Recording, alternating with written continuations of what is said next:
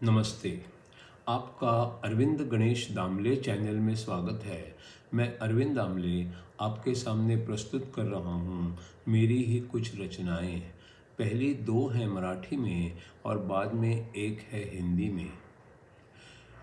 आपको ये रचनाएं पसंद आएँ तो मेरे अरविंद गणेश दामले चैनल को सब्सक्राइब कीजिए, लाइक कीजिए, शेयर कीजिए और बेल आइकॉन दबाना ना भूलिए। ये है इन रचनाओं का 851वां भाग। मेरी पहली मराठी वाली रचना है। काही दिवस सतत अनुभव घेतल्यानंतर मी हिला म्हणालो, पूर्वी तू रोजच कशावरून तरी गरम व्हायचीस, पण आता तू तशी होत नाहीस.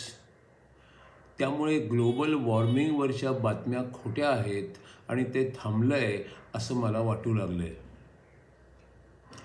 दुसरी जी रचना आहे ती अशी. मी आणि माझा नवरा गेले 4 महिने इतका वाद घालतोय की माझं वजन आत्ताच 10 किलोनी कमी झालंय. मैत्रीण म्हणाली, मग इतका त्रास होतोय तर तू वाद घालायचं कमी का करत नाहीस? मी म्हणाले, आत्ताच नको, मला वजन आणखी 10 किलोनी कमी करायचं आहे. तीसरी जो रचना है वो है हिंदी में। निसर्गदत्त महाराज के उनके शिष्यों के साथ के संवाद का ये है अगला 428वां सवाल। जब कोई सत्य की खोज करता है तो उसे पता चलता है कि खोज की उसकी अपनी क्षमता कितनी कम है। फिर उसे किसी की मदद की ज़रूरत होती है। फिर वो किसी तरतीब से काम करने लगता है। उसे लगता है कि उसे अपने गुरु पर विश्वास करना चाहिए और उसका मानना भी चाहिए। उसने बताई राह पर चलना चाहिए। उसी समय उस पर समाज का प्रभाव भी होता है और आसपास के लोगों का भी प्रभाव होता है। जो पता नहीं है और नया है उसके लिए डर भी होता है। बुद्धि भी औरों के जैसी ही सोच रखती है, उसकी अपनी इच्छाएं भी होती हैं। इन सब में ऐसी बुद्धि की अटल और अविचल के बारे में जिज्ञासा प्रकाशित होती ही नहीं। हम जैसे लोगों को गुरु की आवश्यकता तो होती है और उसके कहने के अनुसार राह पर चलने में कठिनाई भी होती है। हम ये दोनों कैसे साध्य कर सकेंगे? इसका जवाब है, जो लोग कहते हैं, जो समाज होता है और जिस तरह हम किसी घटना के बारे में प्रतिसाद देते हैं, वो सब किसी यंत्र की तरह अपने आप होता रहता है। आपके लिए खुद को ठीक तरह देखना और समझना इतना ही काफ़ी है। उसके बाद उस समझ को जो घटनाएं होती हैं उनसे अलग करना आवश्यक होता है। आप खुद की बुद्धि का उपयोग ना करके, कोई अपेक्षा किए बिना, किसी सोच या कोशिश के बिना जो कुछ होता है वो आपके भाग्य में जो होता है वो होता है। शरीर के संबंध में घटनाएं तो घटती ही रहती हैं पर वे कोई मायने नहीं रखती। जो चाहिए वो इतना ही है कि सोच में स्पष्टता चाहिए, इरादों में नेकी चाहिए और उनके प्रति जिम्मेदारी भी होनी चाहिए। यही तो अनुभव होते हैं और यही तो सच्चे गुरु हैं। घटनाओं का हर पहलू, हर पता हो तो दुनिया में जो होता है और जो भावनाओं की निर्मिति होती है उनका कोई परिणाम नहीं होता। अनुभव और आकलन ही सबसे बड़ा गुरु है। ऐसे गुरु को पाना है तो आपको वर्तमान में रहना होगा। भूतकाल और भविष्य की कल्पनाओं का कोई परिणाम नहीं होने देना होगा। फिर आप वहाँ पहुँचेंगे जहाँ केवल सत्य है और गुरु सत्य का ही तो प्रतीक है। उसे पहचानो, जो है उसे पहचानो। ये जिसको मिल गया उस पर सोच का, बुद्धि का और कल्पनाओं का कोई परिणाम नहीं होता। गुरु का काम बस इतना ही तो है कि वो आपको सत्य तक ले जाता है, जाने का मार्ग बताता है।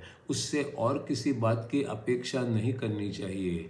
जो गुरु आपको जानकारी देता है और कुछ बताता है वो सच में गुरु नहीं होता। जो इंद्रियों, बुद्धि और कल्पनाओं के परे होने वाले सत्य को जानता है, वही सच्चा गुरु हो सकता है। आपके सवाल जो कि तरतीबों के बारे में है और आज्ञा पालन के बारे में है, उनके लिए कोई मायने ही नहीं रखते। इसका कारण ये है कि उसकी नज़र में शरीर तो होता ही नहीं, और इसलिए आपको जो है वो समझते हैं वो भी होता ही नहीं। आप जिसका स्वीकार करते हैं वो उसके लिए होता ही नहीं। गुरु को सिर्फ इतना ही चाहिए कि आप खुद के सत्य को पहचानें। फिर आपको किसी पूजा पाठ की या यज्ञ करने की विधि की कोई ज़रूरत नहीं होती। कभी आप सोचते होंगे कि आपको ऐसा होना चाहिए, वैसा होना चाहिए, पर वे सब सिर्फ कुछ कर्म करने के बारे में होता है। वे बदलते रहते हैं। आप तो अकेले हैं और ना बदलने वाले हैं। जो आता जाता रहता है उस पर ध्यान ही ना देना अच्छा है। जो देखने वाला है और जो दिखता है उनको अलग कर देना चाहिए और तात्कालिक बातों से अलग हो जाना चाहिए। इसका अगला सवाल है, सत्य को जानने के लिए काफ़ी बातें साफ करनी पड़ती हैं और राह में आई हर अड़चन को दूर करना पड़ता है। पर अगर समाज में रहना है तो हमें अपने अस्तित्व के लिए बहुत बातें करनी पड़ती हैं और बहुत बातें सहनी भी पड़ती हैं। दूसरी ओर से विचार करें तो सत्य को जानने के लिए हमें इनमें से सब कुछ त्याग देना चाहिए। समाज में हमारा जो स्थान है वो भी त्याग देना चाहिए। इसका अगला सवाल है, आप कुछ काम करते होंगे। आपको जब थोड़ा खाली समय होगा तो अपने ही अंदर झांक के देखिए। आपको जब भी मौका मिले तब आपको उसका उपयोग ज्ञान हासिल करने के लिए करना चाहिए। अगर आप इस बारे में गंभीर होते हो और आप अपने समय का सदुपयोग करते हो तो उसे अर्थपूर्ण बना देंगे।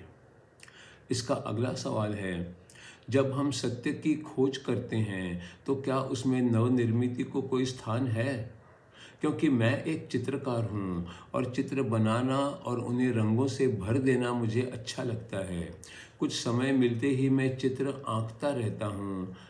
क्या नए चित्र बनाने से मुझे सत्य की खोज में कोई मदद होगी, या क्या मुझे सत्य की खोज में ही सारा समय बिताना होगा? इसका उत्तर है, आप जो हमेशा करते आ रहे हो वही करो। आपकी बुद्धि को ध्यान से देखो, कुछ समय दो। आप में अंदरूनी शांति है कि नहीं ये देखो। बुद्धि भी बिना कुछ किए रह सकती है ये भी देखो। आप दुनिया की घटनाओं से अलिप्त हो कि नहीं ये देखो। दुनिया के लोग आपकी शांति का भंग करना चाहेंगे। आपकी मुश्किलें ये हैं कि आप सत्य को चाहते हो पर उससे डरते भी हो। ये आम बात है, क्योंकि ये डर ऐसी बात का है जो आपको पता ही नहीं है। ये नई बात है। आप कुछ भी चीज़ें देखते हो, उन पर विश्वास भी करते हो और वे हों तो आप सुरक्षित महसूस भी करते हो। बात यह है कि सत्य जानना हो तो आपको सत्य के सिवा अन्य सब बातें छोड़ देनी पड़ती हैं, तब कहीं आप सत्य के साथ रह सकते हो। फिर डर का कोई सवाल ही पैदा नहीं होता। आदमी को अपने शरीर का ज्ञान होता है, पर शरीर में फर्क भी तो होता ही है। ये आपको पता ही नहीं होता। पैदा होने के साथ ही आदमी को शरीर का पता होता है और वो खुश भी होता है। खुद से प्रेम करना एक नैसर्गिक बात है और वो खुश होने का एक तरीका है। इसमें वृद्धि होती जाती है। जब हम छोटे बच्चे होते हैं तो मन की वजह से कोई अड़चन नहीं होती। शरीर और स्व में कुछ ऐसा नहीं होता। खुद को बच्चों के साथ रखिए। घटनाओं के पीछे कोई धीमी सी आवाज़ है, इतना ही मन का स्थान होता है। बाकी तो सब मौन होता है और उस वातावरण में आत्मा शरीर को देखता है। मतों के कारण कुछ भी कलुषित नहीं होता। तब कोई खास भावनाएं भी नहीं होती और कोई कल्पनाएं भी नहीं होती। देखने वाला आत्मा और शरीर के बीच में कुछ भी नहीं होता।